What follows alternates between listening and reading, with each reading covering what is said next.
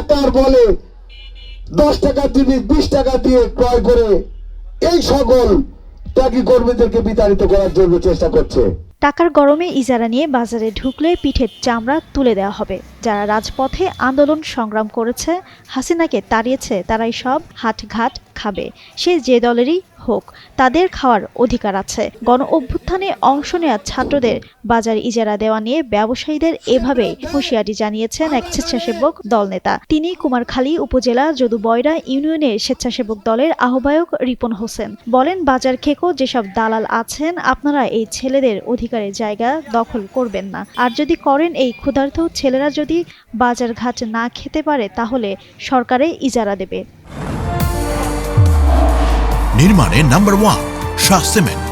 গত সোমবার রাত 8টার দিকে উপজেলা যদুবয়রা পান্টি সড়কের চৌরঙ্গি বাজারের ঘটনা এটি। এদিকে ঘটনার পর এলাকায় তৈরি হয় আলোচনা সমালোচনা। এ বিষয়ে জানতে চাইলে রিপন হোসেন বলেন, কিছু অসাধু ব্যবসায়ী টাকার গরমে চৌরঙ্গি পেঁয়াজ হাট সরকারি মূল্যের চেয়ে প্রায় দ্বিগুণ টাকা দিয়ে ইজারা নিতে চাচ্ছে। এতে ছাত্র যুব সমাজ ইজারা নিতে পারবে না। ওইসব ব্যবসায়ীদের সতর্ক করার জন্যই এই বক্তব্য দেয়া হয়েছে, অন্যায় কিছু করা হয়নি।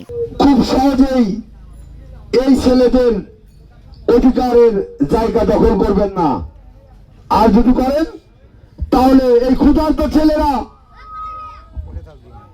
আর যদি এই বাজার ঘাট না খেতে পারে, সরকারের লিজ দেবে।